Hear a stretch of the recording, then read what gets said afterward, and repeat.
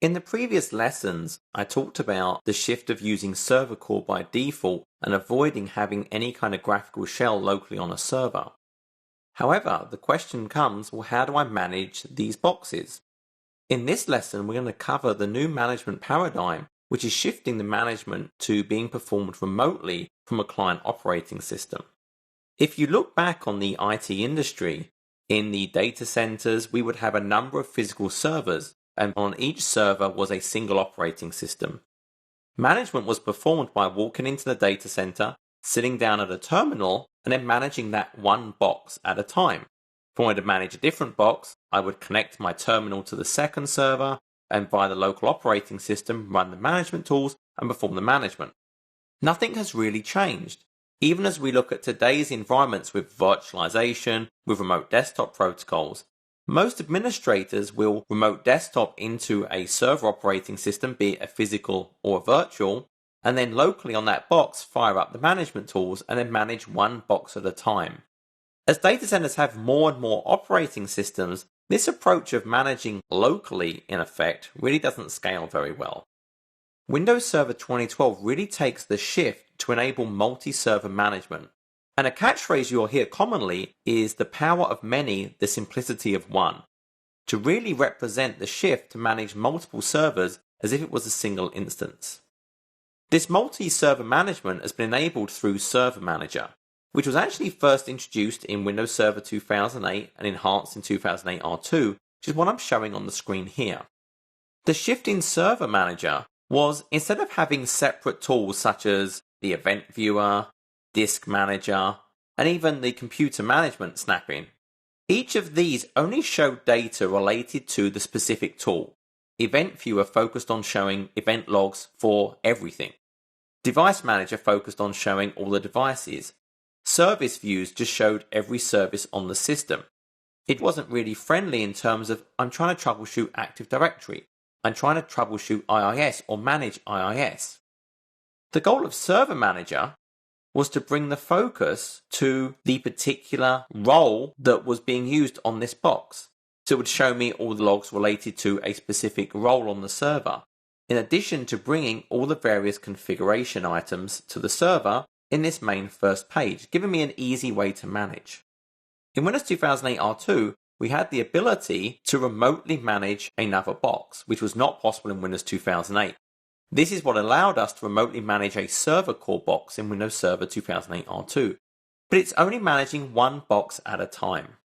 The big shift we see today is Server Manager has been completely re-envisioned in Windows Server 2012.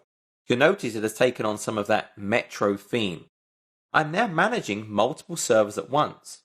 You can see here on my server, I have multiple servers configured in this Server Manager interface. My main page shows me a dashboard.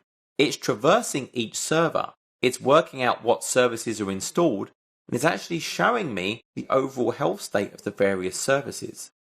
Notice it's showing me information about services that are installed, if there's errors, events, best practice analyzer, and various performance aspects. I can click on one of these and it actually shows me the best practice analyzer problems across all of the boxes in my environment. I can also go and see, for example, all the services that are not running across all my different boxes. And I could Control A to select them all, right click, and do Start Services to start all those services through a single action. Individually, I can select a box or multiple boxes and scroll down and see all the pertinent events on that box, the state of all its services, best practice analyzer results, performance counters.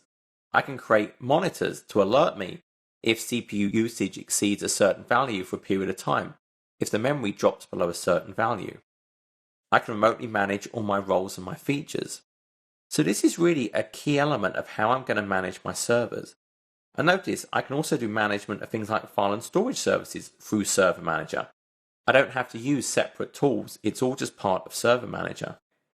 Likewise, I can manage things like IP address management, remote desktop services, and many more. So this becomes our central management point for Windows Server 2012. The key point is this remote management capability is actually enabled by default on Windows Server 2012.